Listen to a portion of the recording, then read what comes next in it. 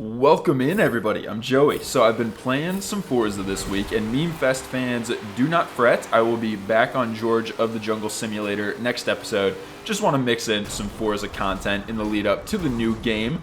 And well, here you go. This is certainly some Forza content because a couple guys off on turn one, and then these two lawnmowers eat some tire barrier. And that brings me to the sponsor of this episode, Tire Rose. This is actually my product. All of the YouTubers are making their own food and beverages, so I figured, why not try my own? So let me know. Pick it up at your nearest, Circle K maybe, as we clearly have an unhappy customer who spins me out and puts me in a wall. I mean, the customer's always right, but what a dick. Anyways, this is the American car-themed episode, or one of them. I think I've got maybe one other on the channel, but a few of you guys were asking to see some more American cars, so here you go. And a few of these cars I haven't used yet in Forza, which is crazy. The game's been out for so long. One of those is the Monte Carlo here that I'm driving, who has been beaten to death this lap. As you can see from the sad face on the tailgate, it actually looks like a sad face. But we're down the straight. Hopefully the outlook for lap 2 is a little better. It would appear that could be the case. The Camaro up front, off into the grass, and he's eating tire rows. Another happy customer. And the Monte Carlo's through the hairpin, around the chicane just fine, and gets the better of the Camaro in front, grabbing one more position. And would you looky here, it's the yellow Porsche from earlier that spun my ass out going into the second hairpin. You know he's thinking I'm gonna ram him up the wazoo. But hey, I showed some restraint and I let him go on his own grass adventure. Later on in the episode, I might not show as much restraint in a certain situation, but we'll just save that for later.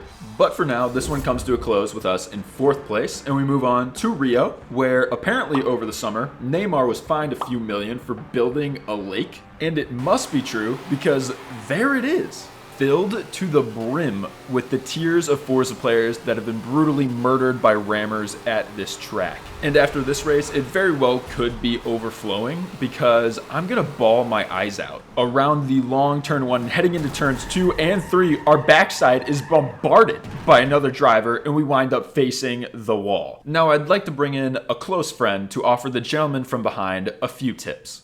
Stop it. Get some help. Thank you, MJ.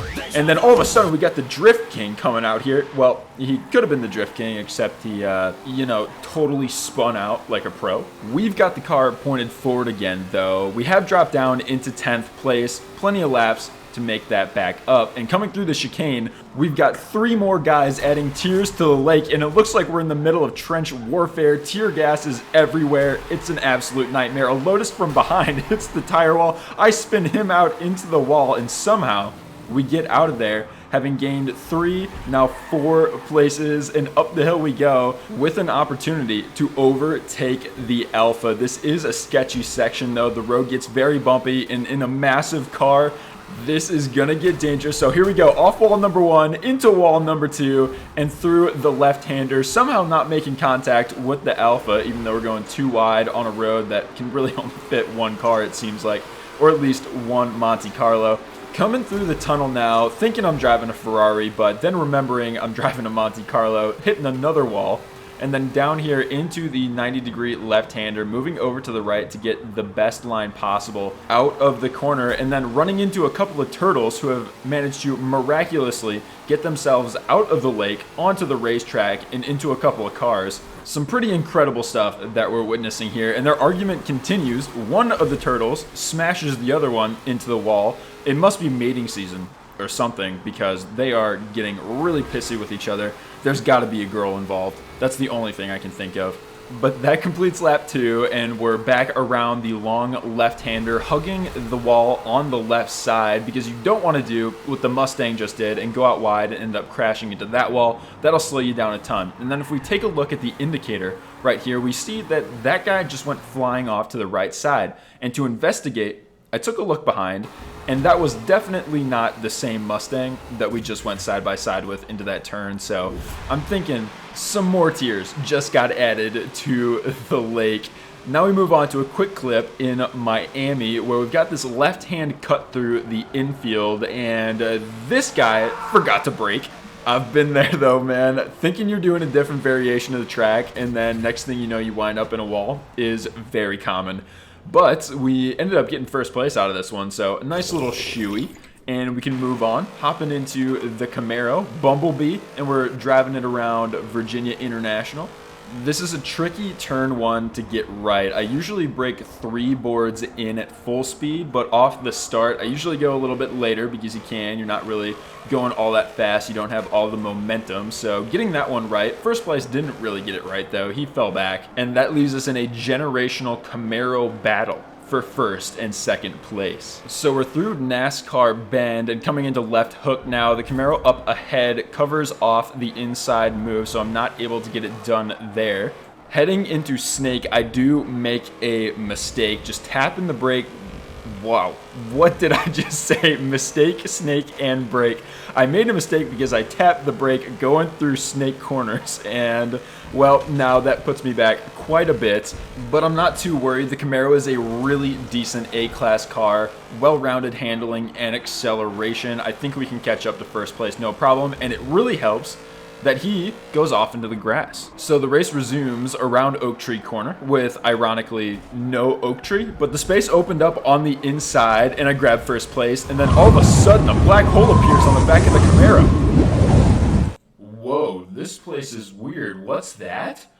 It's an alternate universe where Grosjean won a championship? No, of course not. It's just a glitch the devs have refused to fix for 6 long years. But I guess there's no point in fixing it now. We've got the new game coming out in a week. It would be so cruel to Camaro fans if this glitch somehow makes its way back into the new game. So I've got my fingers crossed for you guys. I mean, I'm a Camaro fan too. I love driving this thing. So I'm hoping they fix it, but we'll see. On that note, I am really looking forward to this new game and all the videos to come. And of course, I want to do some open lobbies with you all. So if that's something you're interested in and you'll be sticking around the channel, that's something to look forward to.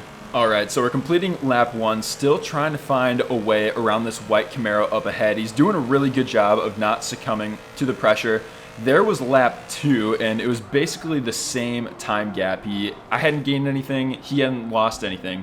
And now here we're skipping to the end of lap 3, and this is where it's going to get nice and close. Not gaining a ton through roller coaster corner, but down the corkscrew and into hog pen, getting right up alongside of the Camaro, going side by side through the final corner, just leaving enough space on the outside. I think he did dip a couple of tires onto the grass, but he's got the acceleration. That's going to take him over the line ahead. A really nice synchronous flip of the Camaros to finish off the generational battle.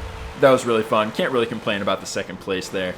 Next up, we've got Long Beach hopping in the Pontiac GTO Judge. One of the coolest names I've ever heard for a car, I think. And it's a really decent car for A-Class as well.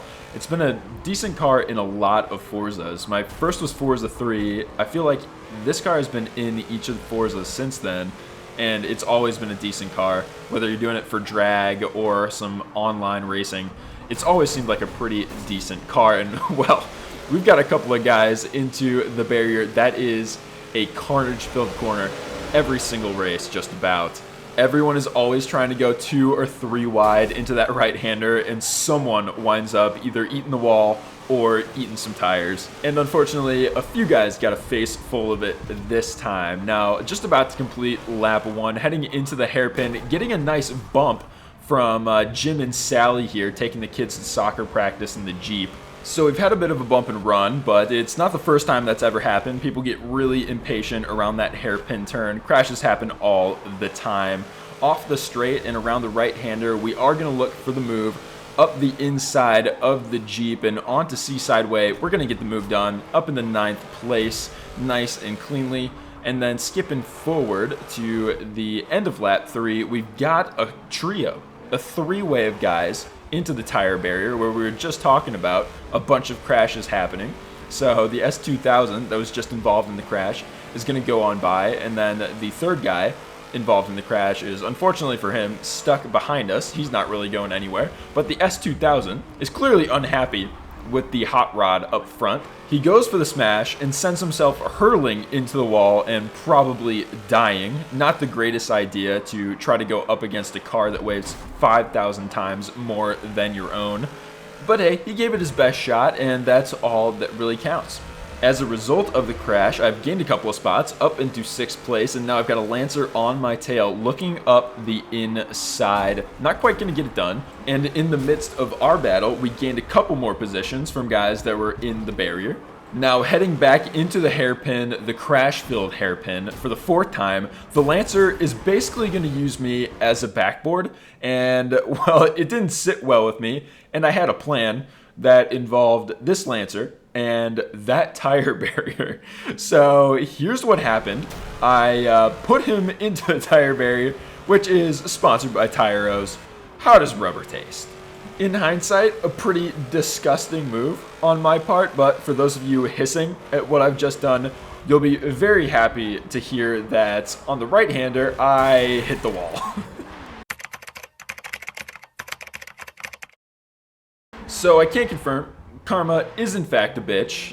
He started it, okay? He started it, but I crossed the line, and, well, I ended up paying the price for it and finishing that one in 5th place. And I'll pay the price a little bit more here at Suzuka, where at Spoon Curve, a couple of interesting things are going to happen. Now, if you look to the left side, you will see that the spaceship from the Jetsons is currently overtaking me. Never a good thing to see when a cartoon overtakes you. And then the indicator behind us is in fact the Lancer from the last race, who very rightfully puts me into the wall. It's like in life, if you talk shit, you better be able to take it. And in Forza, if you ram somebody, you better be able to take it too. And thank God he did, because I wouldn't have seen this guy doing his best impression of a helicopter.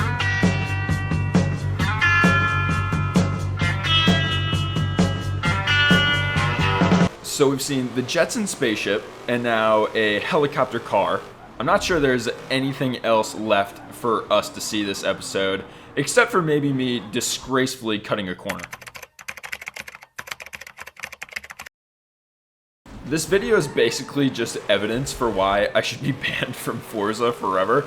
Like, I fully expect to log on tomorrow to a message from the Forza devs. We saw the video, you're a piece of garbage, and you're not playing our game anymore. But I swear, it's meme fest. It's motor fest that is infecting my brain and just telling me to run into people and cut corners. That's all it is. Excuses aside, we almost went through 130R 3 wide. Luckily, we didn't. Avoided total disaster, and I ended up getting the better of the Grand National down the straight into the hairpin in 10th place. Around the final turn and onto the straight. That's going to round out lap 2 as Elroy puts on the jets and starts pulling away from us on the straight. That thing's got an engine in it. And then later on through the S's, we've got a challenger up front who decides to rejoin the track and just create some traffic for everybody. Sick, dude. And then he runs off the track. Why rejoin the track in the first place? Some people, I swear, would just be better off tuning up a rally car and then driving off the road. Like this guy, who just murdered a family of cones in cold blood.